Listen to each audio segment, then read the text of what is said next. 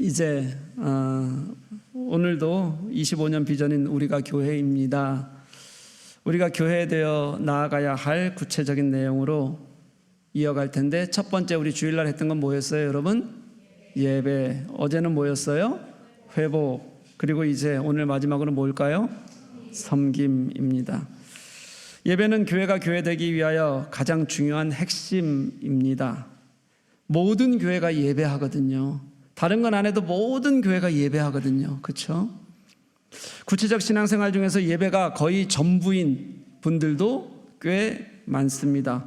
기도나 말씀 생활, 잘 신앙에 연조가 있어서 하시는 분들도 있으시지만 그렇지 않은 분들도 있으실 겁니다. 그저 일주일에 한 번 예배하는 것으로, 주일 예배하는 것으로 신앙생활은 다 하는 것처럼 생각하시는 분들도 분명히 여기에도 꽤 있을 거라고 저는 생각합니다. 그만큼 예배는 어떤 신자든지 누구라도 내가 신자라면 예배해야 한다는 것을 알 정도로 정말 교회에서는 가장 중요한 것입니다. 그런데 우리는 어떻게 예배하고 있는가, 우리는 참되게 예배하고 있는가로 들어가 보면 사실은 사람마다 또 다 다를 것이라고 생각이 듭니다. 그래서 진실하게 예배하자고, 이제는 정말 참되게 하나님을 예배하기 위해서 할 수 있는 것들을 결단하자고 그렇게 말씀을 나누었습니다. 아주 기초적인 것들로부터 시작하면 분명히 은혜를 경험하게 될 것이라고 그렇게 말씀드렸습니다. 그 기초적인 것들 뭐였죠? 첫 번째, 예배 시간 지키기. 10분 일찍은 진짜 옵션이긴 하지만 하면 좋겠어요. 그렇지만 예배 시간 지키기. 제가 예배 시간 시작할 때 뒤를 돌아봐요, 안 돌아봐요? 제가 안 돌아봐요. 그래서 여러분 몇 명 오셨는지 몰라요. 그런데 오 목사님 멘트가 있었어요. 어제보다 적네요. 찬양하는 중에 오실 줄 믿습니다. 이 멘트를 들으신 분 손 드세요. 그래도 어제보단 이 멘트 들으신 분들이 예배 시간 지켜오신 분들이에요. 아니신 분들은 오늘도 예배 시간 못 지키신 분입니다. 지킵시다. 두 번째 뭐였어요? 앞자리부터 채우기. 이제 저 뒷자리는 누구를 위한 자리라 그랬습니까? 아이 있는 유모차를 위한 자리고 다른 분들 앉으면 안 돼요. 일어서십시오. 어제 경험했는데 또 뒤에 앉는 건 무슨 용기인지 모르겠어요. 일어나세요. 빨리. 다 일어나세요. 유모차 없으신 분들. 그리고 앞자리 아직 비었습니다. 네. 기왕 그렇게 된 거 맨 앞자리로 오는 거 어때요? 기왕 그렇게 된 거 감사하죠. 예, 좋아요. 네, 이게 얼마나 감사하고 좋아요, 그렇죠? 네, 이제 저 뒷자리는 저한테 매일 이렇게 이야기 들을 겁니다. 세 번째 뭐예요? 예, 마음 다해 찬양하자. 여러분 찬양하셨어요? 네, 정말 우리 작은 변화들이 있었으면 좋겠어요. 자리 옮기는 건 그냥 옮기면 되기 때문에 큰 변화처럼 보이지만 찬양하는 건 정말 쉽지 않을 수 있어요. 내가 입을 열어서 하나님을 찬양하는 게 조금씩 기뻐지도록, 그 마음에 감동이 되도록 여러분들이 먼저 시도하셔야 돼요. 가만히 있으면, 정말 나는 아무것도 안 하는 것처럼 가만히 있으면 절대 여러분 하나님 찬양 속에서 만날 수 없어요. 그러니까 계속 하나님을 찬양하는 마음 가지셨으면 좋겠어요. 분명히 예배를 통해서 하나님께서 우리가 이렇게 예배하면 일하실 것이고 그렇게 하나님을 경험하게 될 것을 믿습니다. 그 은혜를 우리가 예배 중에 경험해가는 우리 교회 교우들 됐으면 좋겠어요. 어제는 회복하자고 했습니다. 회복은 그저 하고 싶다고 갖는 마음만으로 되는 것이 아닙니다. 진짜 회복은 말씀 앞에 설 때, 그리고 그 말씀과 예배에 대한 기대를 가지는 것으로 시작해야 됩니다. 여러분, 기대하는 사람과 기대하지 않는 사람은 너무 차이가 큽니다. 예배의 회복도 마찬가지입니다. 하지 않으면 이루어지지 않습니다. 절대 이루어지지 않아요. 기대는 하나님을 사랑하는 것에서, 말씀을 사모하는 것에서 시작하기 때문에 그렇습니다. 그리고 그 기대가 내 안에서 일하기 시작할 때 감동이 되고 그리고 변화되게 될 것이라고 그렇게 분명히 믿습니다. 여러분 오늘 기대하는 마음으로 오셨습니까? 네, 꼭 그렇게 하십시오. 기왕 이곳에 앉아있는 거 기대하는 마음으로 오셔서 하나님 어떻게 일하실지 꼭 우리가 볼 수 있었으면 좋겠습니다. 그런 마음이 없으면 제가 하는 얘기가 자꾸 고깝게 들리기 시작해요. 왜냐하면 늘 저한테 여러분들이 설교 끝내면 뭐라 그러죠? 은혜 받았다는 얘기보다는 혼내지 말라는 얘기를 더 많이 한단 말이에요. 무슨 교회가 목사가 설교하고 끝났는데 우리 교회는 나가면서 목사님 은혜 받았어 이런 얘기를 안 해요. 원래 뭐 마음에 있어도 안 하는 거잖아요, 여러분. 그렇죠? 마음에 없는 거예요 혹시?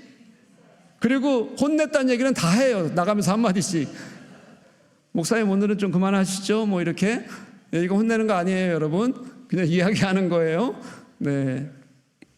여러분, 기대하지 않으면 자꾸 말씀이 고깝게 들리기 시작하고 어렵게 마음에 와닿아요. 근데 내가 하나님의 말씀을 기대하면 그 말씀이 내 속에서 다시 일하고, 또 내가 예배를 기대하면 그 속에서 하나님 주시는 감동을 경험할 수 있게 됩니다. 내가 하나님 앞에서 그렇게 기대하는 마음을 가지면 그 다음 단계는 어떻게 되냐면 진실하게 하나님을 마주하게 돼요. 그리고 그 진실하게 하나님의 말씀이 내 속에서 일하기 시작하면 그때 진실한 참회와 회개가 내 속에서 일어나게 됩니다. 내가 하나님 앞에서, 말씀 앞에서 내 마음이 열리고 내가 가슴을 열어서 하나님 앞에서 진실하지 않는데 어떻게 진지한 진짜 하나님의 회복이 있겠습니까? 여러분, 내가 하나님 앞에서 내가 죄인임을 고백하고 나의 연약함도 고백하고 나는 아무것도 아니라는 것도 고백하고 그렇게 내려나온 곳에서 하나님이 말씀 속에서 나를 만지기 시작하면, 그러면 그곳에서 진실한 참회가 있게 되고 그곳을 통해서, 참회를 통해서 우리가 하나님을 만나는 회복이 진짜 회복이 된다는 것을 깨닫는 우리가 되었으면 좋겠어요. 여러분, 이 회복 후에 여러분들이 느끼는 기쁨이 참 기쁨이고 그게 주님의 기쁨입니다. 주님이 내게 뭔가 이루어 주셔서 얻는 기쁨은 여러분 참 기쁨 아니에요. 그건 주님이 무엇인가 뺏어가시면 원망이 되고, 그리고 주님 앞에 대한 정말 속 아픈 여러분들 그런 외침이 돼요. 진짜 내가 참여한 곳에서 느끼는 기쁨을 맞이하는 저와 여러분 될 수 있기를, 그런 회복을 누리는 저와 여러분 될 수 있기를 간절히 소망합니다. 이제 오늘로 섬김에 대해서 이제 우리의 이 세 가지 우리가 나아가야 될 방향, 마지막 섬김입니다. 내일은 그럼 할 게 없을까요, 여러분? 혹시 내일 안 나올까 봐 걱정이 돼서예요. 있어요, 여러분. 꼭 나오셔야 됩니다. 내일이 가장 중요해요. 네. 뭘 할지는 제가 미리 말씀드렸었는데 이제 오늘은 안 할게요. 내일 정말 중요합니다. 이제 어제까지 읽은 본문 뒤로 더 넘어가면요, 이제 이스라엘 백성들이 예배하고 그리고 말씀 앞에서 참회하고 그리고 이제 회복을 이루었잖아요. 그 이후에 8장 13절부터는 새로운 절기를 지키는 이야기가 이제 나와요. 어제까지 12절까지 읽었거든요. 그들이 이제 말씀을 들었잖아요. 그리고 배우고 싶어서, 놓치고 싶지 않아서, 다 끝까지 붙들고 싶어서 온 마음을 집중해서 몸까지 말씀 속에 이렇게 들어가면서 들었어요. 그 말씀을 듣다 보니까 그 말씀 중에 무슨 말씀이 있었냐면 초막절에 대한 말씀이 있었어요. 그러니까 이들이 하나님께서 우리들에게 하라고 하셨던 말씀이 바로 뒤에 있는 거예요. 여러분, 말씀을 듣기 시작한 게 7월 1일인데 초막절이 며칠이냐면 여러분 이거 맞히면 대박인데요. 예? 7월 15일이요. 예. 누구셔요?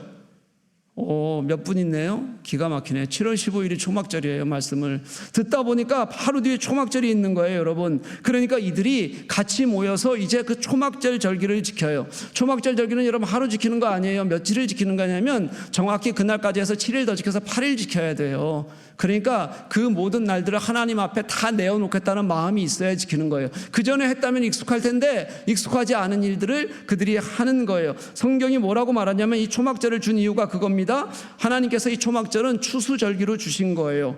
그 의미는 뭐였냐면 이스라엘 백성들이 이제 민족을 이루었잖아요. 그리고 40년 동안 광야 생활을 했어요. 장막을 치고 이동을 하면서 살았잖아요. 광야에서는. 거기에서는 그들이 농사를 지을 수가 없었어요. 왜냐하면 떠돌이 생활하는 거니까. 광야 생활은요, 천막 치면서 그저 하나님께서 먹이시면 먹이시는 대로, 그렇게 마시게 하시면 마시게 하시는 대로 살 수 있는 방법밖에는 다른 방법이 그들에게는 없었습니다.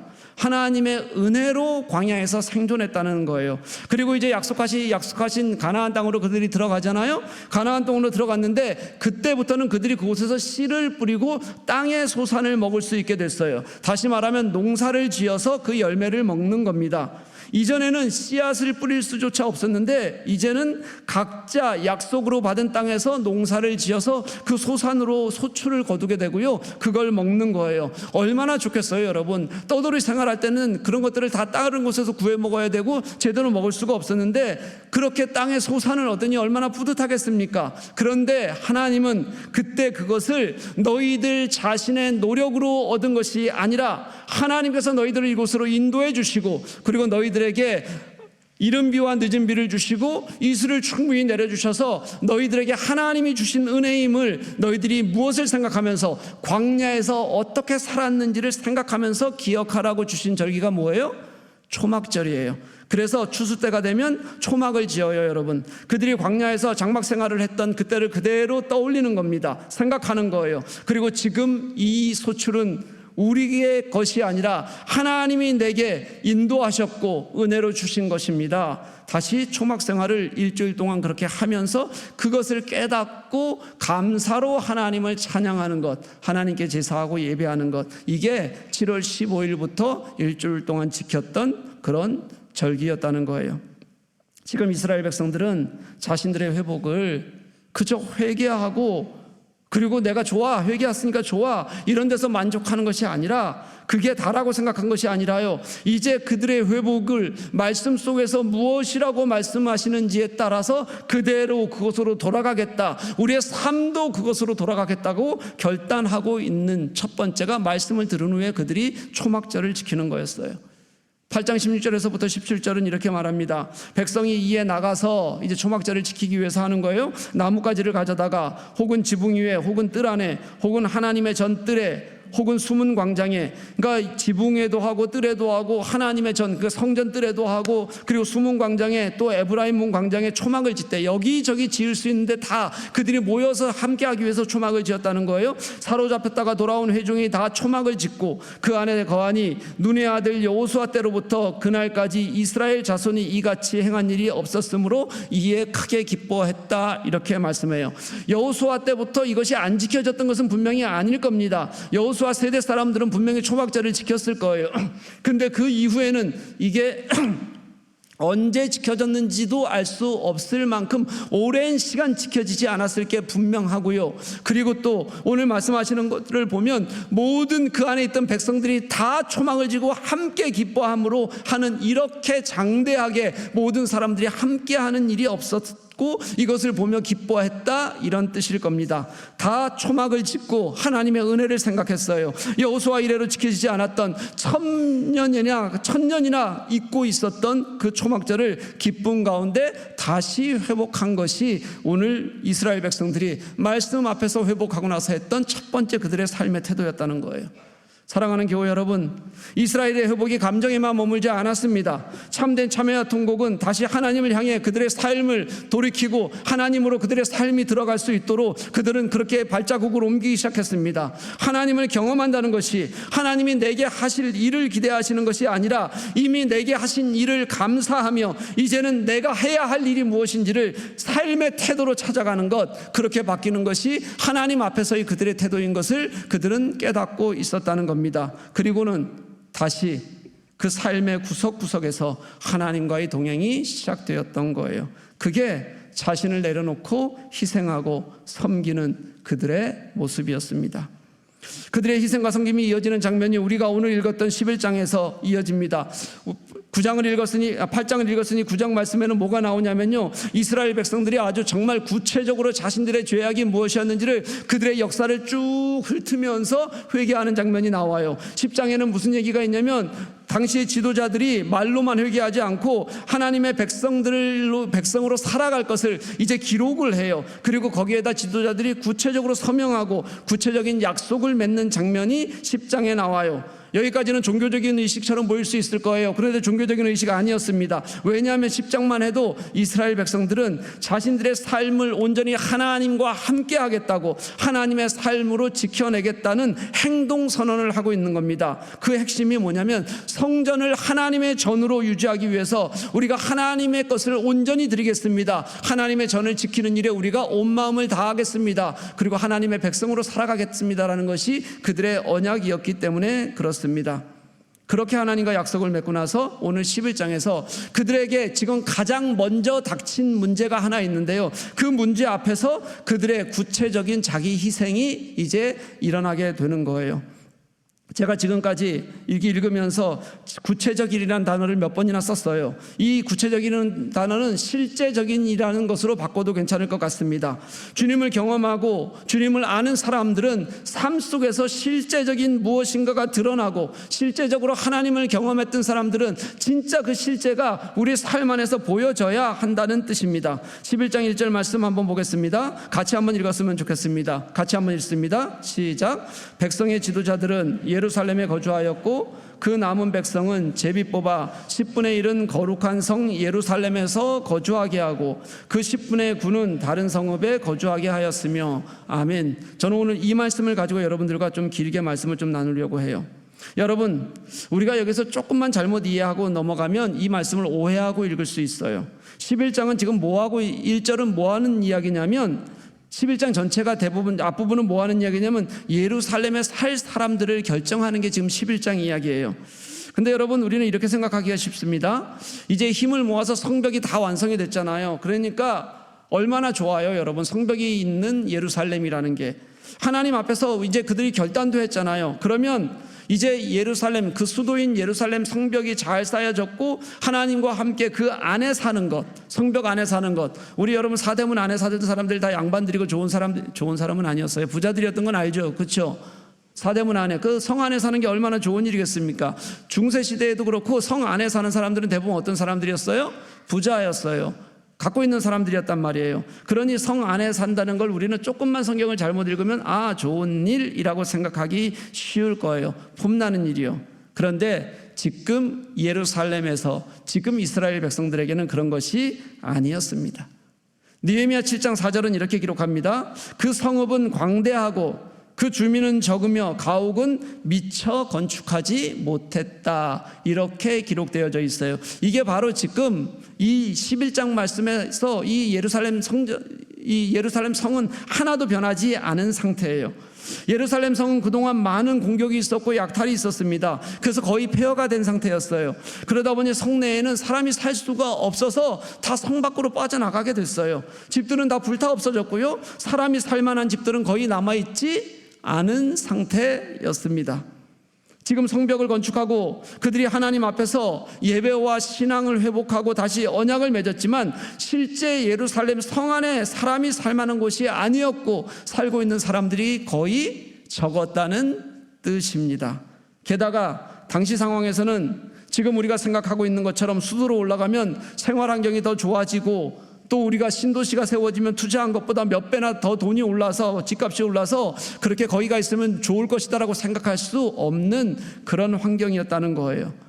당시 너무 살기 어렵던 시대에 그동안 수많은 약탈과 공격의 대상이었던 그 성에서 그들은 성전을 본 거예요. 그리고 하나님의 성전, 하나님을 약속하고 하나님의 백성이 되겠다고 생각한 우리가 이제 그 하나님의 전을 소중히 여기며 이곳에 누군가는 살아야 하는데 그렇게 살아야 할 사람들이 지금 자원하고 하나님께 나아가는 것, 이게 지금 오늘 11장에 나왔던 백성들의 모습이라는 겁니다.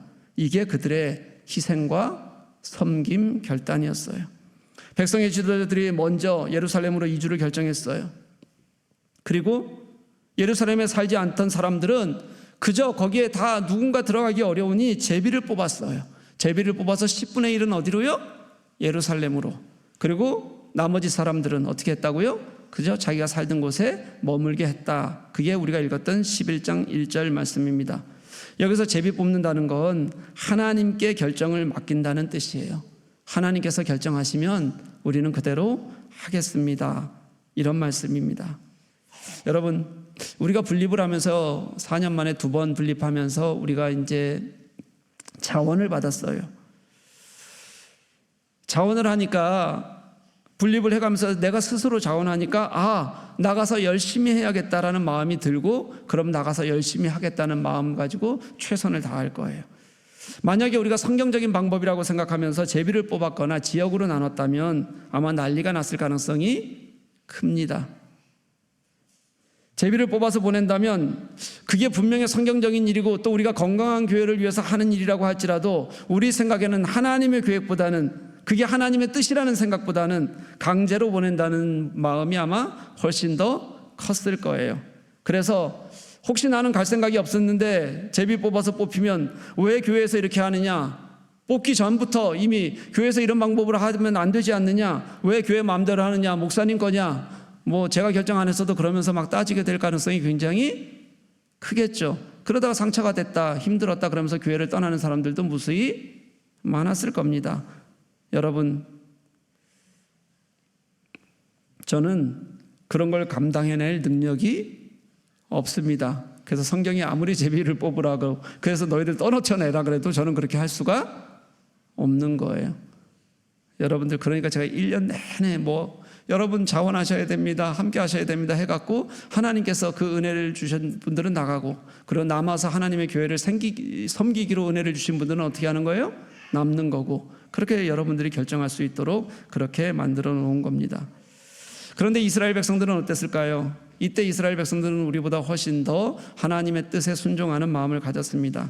11장 2절 말씀을 보면 이렇게 얘기해요. 예루살렘에 거주하기를 자원하는 모든 자를 위하여 백성들이 복을 빌었다. 우리 교회와 똑같은 거예요, 여러분. 여기 자원한다는 사람이 누구인지 정확히 알 수는 없어요. 제비를 뽑아서 뽑힌 10분의 1을 얘기하는지 아니면 그 이외에 더 스스로 자원한 사람들이 있었던 것인지는 말씀을 통해서는 이해할 수 없어요. 그렇지만 둘 중 뭐든지 괜찮아요. 제비 뽑힌 사람들이건 아니면 자원하는 사람들이건 요 말씀을 보면 그들이 기꺼운 마음으로 갔다는 건 분명하고요, 그런 마음을 기뻐했다는 건 분명하고요, 또 가지 않는 사람들도 그들이 그곳에서 잘 정착할 수 있도록 뭐 했다는 거예요? 함께 기도했다는 거예요. 우리가 지금 떠나는 이들을 기도하며 보내고 그들과 함께 하고 있는 것과 마찬가지였다는 뜻입니다. 그렇게 가는 이들과 머무는 이들이 함께 하나님의 뜻을 이루어 가기 위해서 희생하고 기도하며 함께 나가는 모습을 보여주고 있는 겁니다. 다 폐허가 되어버린 도성이에요. 이제 가면 하나씩 모든 것을 다 새로 만들어 가야 됩니다. 다 새롭게 세워가야 하는 걸 그들은 기꺼이 기뻐했다는 겁니다. 11절에서 말하는 거룩한 성은요, 일부러 이렇게 써놓은 것 같아요. 왜냐하면 그곳은 정말 지금은 볼 별 없는 곳이거든요. 정말 하나님의 이상이 원래 없던 곳이거든요. 사람들이 살 수 없던 곳이었거든요. 그런데 그곳에서 그렇게 이방인들의 위협과 대적들로부터 호시탐탐 노리는 그 위협이 여전히 계속될 곳이지만, 그렇지만 하나님의 성전이 있는 곳이고 그곳이 하나님의 예배의 중심이라는 것을 일부러 강조하는 표현일 거예요. 그러니 우리가 가는 것이 하나님 안에서 하나님께서 지키시는 일이 될 것이다, 하나님의 역사를 함께 경험하는 너희들의 섬김이 그것을 통하여 하나님을 경험하는 일이 될 것이라는 것을 강조하기 위한 표현일 것이라는 생각이 들었어요. 그곳에서 기꺼이 자원하는 마음, 감당하는 것, 그 섬김이 하나님, 너희와 하나님이 함께 하시는 일일 테니 너희들 그곳에서 기뻐함을 가지라는 그런 마음으로 그렇게 기록하고 있는 걸 겁니다. 그들은 이제 들어가면 예루살렘 성내를 위해서 끊임없이 노력해야 돼요. 여러분, 지금 막 무슨 공사가 끝난 거예요? 성벽 건축이 이제 막 끝난 거예요. 이제 한숨 돌렸어요. 그런데 이제 그들은, 그 안에 들어가는 사람들은 이제 자기들의 집을 다시 지어야 합니다. 사람이 살만한 환경을 만들어야 합니다. 그리고 또 하나님의 전을 버려두지 않겠다고 약속했으니 그 약속도 지켜야 합니다. 그들은 다시 한번 그렇게 섬김의 현장에, 내가 아무것도 완성되지 않았는데 나는 다시 그 애쓰고 수고하는 자리로 가겠다고 결정하고 그렇게 그 자리에 서는 겁니다. 그 기꺼이 그것을 기쁨 가운데 감당해내겠다고 그렇게 결단하고 있는 겁니다. 사랑하는 교회 여러분, 저는 이들의 모습을 보면서 우리 교회를 생각했습니다. 우리는 이제 분리개척 이후에 올 한 해 우리 교회를 다시 세우려고 합니다. 이런저런 할 일들이 많겠지만 그 일들보다는 다시 본질로 돌아가서 우리가 교회, 내가 교회임을 먼저 선포하는 것으로, 그래서 우리가 무엇을 먼저 하기보다는 교회가 되는 마음과 그리고 결단이 필요하다는 것을 우리는 계속해서 지금 나누고 있습니다. 그래서 먼저 예배하자고 했던 겁니다. 말씀에 대한 기대와 참된 회개가 우리의 내면적 회복, 진실한 회복이 되게 해야 한다고 말씀을 드린 겁니다. 이런 과정이 먼저 필요한 이유는 우리가 교회이기 때문입니다. 우리가 기능인이 아니고 그저 나와서 찬양하고 입 벌리는 사람들이 아니라 내가 무엇을 잘할 수 있어서 하는 것이 아니라 우리가 교회이기 때문에 먼저 하나님 앞에서 이제 본질로 돌아가 하나님이 원하시는 것을 하자고, 그렇게 우리가 다시 함께 마음을 모아가고 있는 중입니다. 그렇게 시작해야 한다는 겁니다.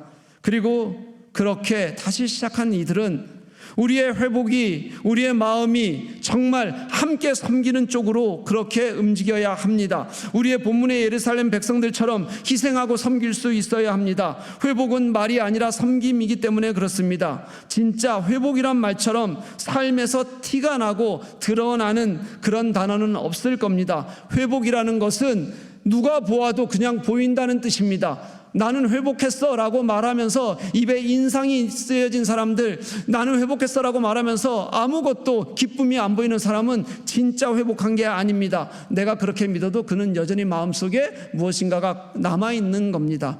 회복한 사람은 삶으로 보여지고 드러나고 기쁨으로 보여질 수밖에 없습니다. 오늘 우리가 읽은 본문의 백성들이 그렇게 다 비어버렸고 무너지고 폐허가 된 그 예루살렘을 자원하는 마음으로 들어갔고 그들이 그것을 기뻐한다고 말했던 것처럼, 이제 우리가 예배를 통해서 회복하고 진짜 우리가 교회임을 깨닫는 사람들이라면, 건강하게 살아있는 생명의 공동체로 우리가 세워져 간다면 정말 그것은 우리 눈앞에도 우리가 서로가 그렇게 되어지는 것을 우리 회복을 통해서, 섬김을 통해서 분명히 저는 보여질 것이라고 믿습니다. 그렇게 우리가 보여지는 것, 그것이 여러분들 얼굴 속에서, 그리고 여러분들이 손과 발이 서로를 섬겨가는 속에서 저는 분명히 드러나야 한다고, 드러날 것이라고 그렇게 믿는 거예요. 많은 분들이 섬겨야 할 겁니다. 우리 교회도 섬겨야 할 것이고, 또 분리개척을 했다고 할지라도 우리만을 위해서가 아니라 우리가 섬기던 이웃을 섬기는 일도 우리는 소홀히 하지 않을 것입니다. 그 길을 폐허가 된 그 자리에서 다시 시작하려고 자원하던 그런 예루살렘 백성들처럼 우리 안에 있는 자원하는 마음과 기쁨의 섬김을 우리는 멈추지 않을 것입니다. 오늘 본문에는 아주 중요한 이름들이 4절 이후에 등장합니다. 유다 자손으로는 4절에 아다야, 5절 말씀에는 마세아의 이름이 나오고요. 베냐민 자손으로는 7절에 살로, 그리고 8절에 갑배와 살레가 나옵니다. 그리고 9절에서는 어느 자손인지는 모르지만 요엘과 유다가 등장합니다. 이 이름들이 여러분 전부 다 평신도 지도자들인 거 아십니까? 성경의 족장들도 아니었습니다. 레위인들도 아니었습니다. 이들의 이름이 맨 앞, 그런데 이들의 이름이 기록되면서 그들이 무엇을 하려고 했고 어떻게 그 속에서 함께 하려고 했는지를 오늘 말씀 속에서는 이들의 이름을 일부러 하나하나 박제하듯이 그렇게 기록하고 있는 겁니다. 그들의 희생과 섬김을 평신도들이, 이 평민 지도자들이 어떻게 섬겨갔는지를 보여주고 싶어 하는 겁니다. 그들이 주요 인물이어서 이름 붙여진 것이 아니라고 말씀을 드렸습니다. 그들의 희생과 섬김이 자신의 이름을 남기게 한 걸 겁니다. 그들이 무엇인가 나은 사람들이어서가 아니라 이제 그들의 이름을 이곳에 기록해도 될 만큼 그들이 가졌던 그 희생과 섬김의 모습들이 함께 그 이름을 불러도 될 만큼 그들의 이스라엘 백성의 함께 섬기는 귀한 이름들이 되었던 겁니다. 저는 저 이름이 우리의 이름이면 좋겠습니다. 저는 저 이름이, 여러분들의 이름이 박제되듯 성경에 남듯이 그렇게 우리 교회의 회자되고 우리 교회에서 여러분들의 이름을 통하여 누군가는 은혜를 얻고 기쁨을 얻고 누군가는 같이 회복하고 섬기고자 하는 그런 기쁨을 누리는 그런 이름들이 되었으면 좋겠습니다. 사랑하는 교우 여러분, 저는 섬김이 없는 조직이 어떻게 무너지는지를 여러 번 보아왔습니다. 금방 무너지더라고요. 저는 희생 없이 세워져 가는 교회를 본 적이 없습니다.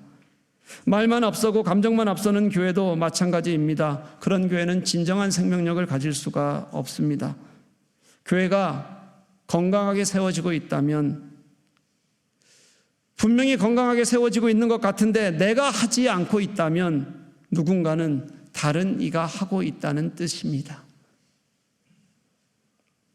우리 교회도 지금 이렇게 세워져 가는 것은 누군가 그 자리를 채우고 있기 때문이고, 누군가 기도와 예배의 자리에 정말 마음 다해서 함께 하고 있기 때문입니다. 그런데 저는 이걸 누군가가 하는 교회가 아니라 우리 모두가 함께하는 교회, 우리 교우 모두가 함께 정말 하나님을 향하여 나아가고 우리가 같은 공동체의 지체로서 그렇게 세워져 가는 그런 교회가 되었으면 좋겠습니다. 그렇게 모두가 함께 섬기는 곳에서 작은 섬김 속에서도 서로가 서로를 기뻐해 줄 수 있고 서로가 서로를 안아줄 수 있고 그렇게 함께 마음 다해 서로를 만져줄 수 있는 그런 교회가 되었으면 좋겠다는 겁니다. 제가 지난 주일에 본 이야기를 한번 해야겠습니다. 저녁 5시 20분쯤 되었습니다. 요즘 5시면 껌껌해지는 거 아시죠? 아주 깜깜했습니다. 요즘으로는 아마 4시 반이면 5시면 하여튼 깜깜한 것 같아요. 제가 6시에 저희 집에서 청년들과 약속이 있어서 5시 20분쯤 이제 서둘러 집에 가려고 교회를 출발했습니다. 가려고 이렇게 계단을 내려왔는데 제가 양복을 입고 있어서 뭘 어떻게 할 수도 없어서 도와드리지 못했는데요. 그날 꽤 추웠거든요. 저녁이 되니까 쌀쌀하더라고요.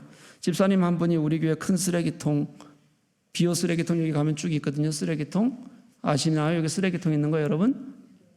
아셔요? 네, 그 정도는 아셔야 우리 교인이 되는 거예요. 한 번도 쓰레기 안 버린 분들만 모르는 거잖아요.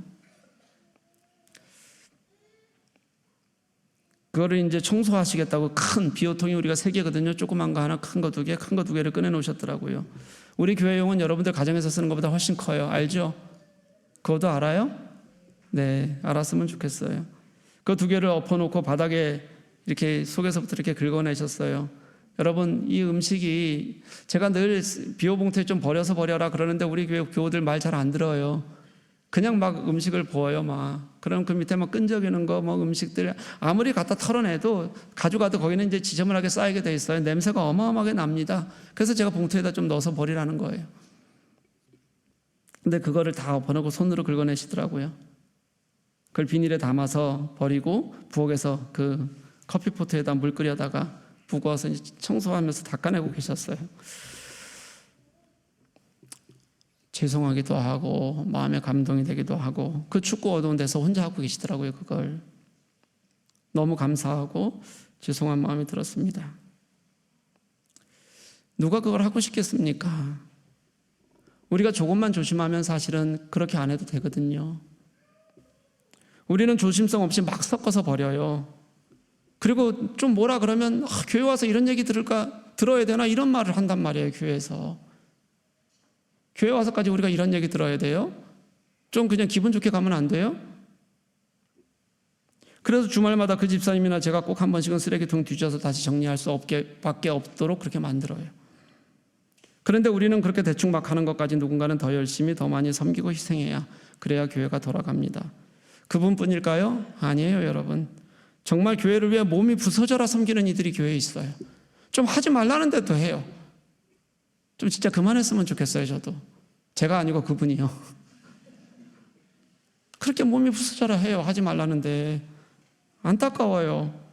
그런데 여러분, 이런 헌신들이 모여서 교회에 누군가가 기쁨을 얻고 교회가 예배가 되어지고 그리고 그 안에서 하나님의 일하심을 우리가 경험하는 거예요.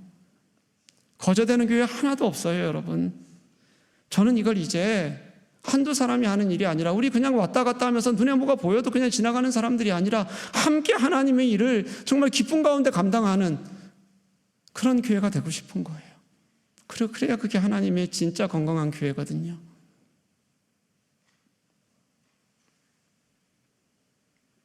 그런데 여러분, 제가 이렇게 얘기한다고 여러분 그냥 내가 할 수 있어서 아무거나 하지 않으셨으면 좋겠어요. 그러다 보면 불평불만이 생겨요.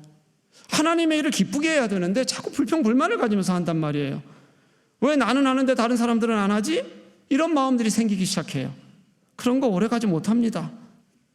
저는 우리 교회가 잘 섬기는 교인들이 있었으면 좋겠고 정말 잘 섬겼으면 좋겠어요. 그런데 예수님의 마음으로 섬겼으면 좋겠습니다. 나를 구원하신 그 은혜에 대한 감격으로 내가 참된 예배자로 먼저 서고 그리고 그 말씀 앞에서 내가 다시 회복되고 내가 하나님 앞에 회복됐더니 그 은혜의 기쁨이 나를 세워가면서 하는 진짜 섬김이 우리 교회 교우들 모두가 그게 여러분 잘 섬기라고 하는 얘기가 아니라 그게 하나님을 경험하는 것이고 하나님이 우리 속에 일하셔서 우리를 건강하게 세워가시는 하나님의 놀라운 은혜를 우리가 함께 경험하는 것이라고 저는 그렇게 믿어요. 그렇지 않으면 여러분 무엇인가 교회는 삐걱대고 문제 있는 거예요.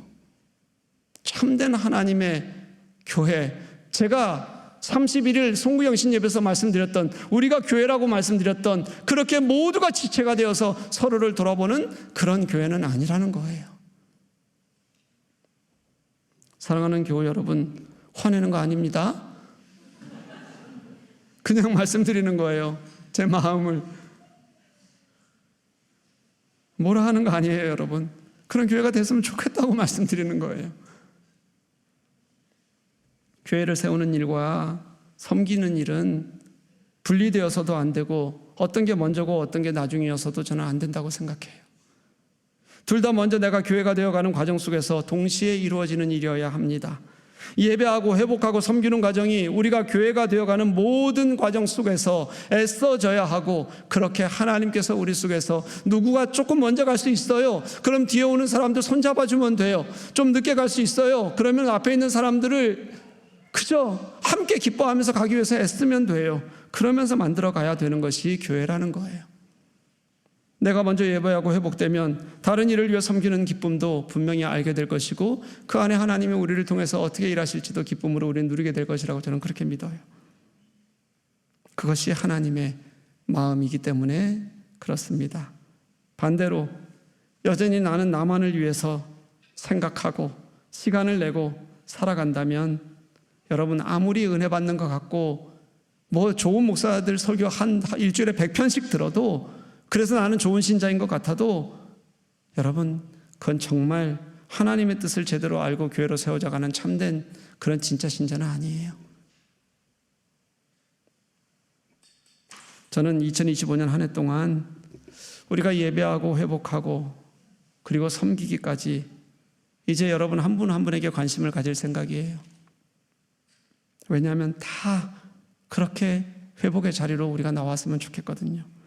여러분의 집단으로서의 신앙을 나의 신앙으로 착각하지 않고, 이제 내 한 사람 한 사람이 진짜 하나님을 경험하고 예수님을 경험하고, 그렇게 해서 그들이 모였을 때 그게 집단으로서의 신앙이 되어서 하나님의 교회를 세워가는 것, 그게 우리가 말하는 우리가 교회입니다. 이 비전을 이루어가는 저는 유일한 방법이라고 그렇게 믿습니다.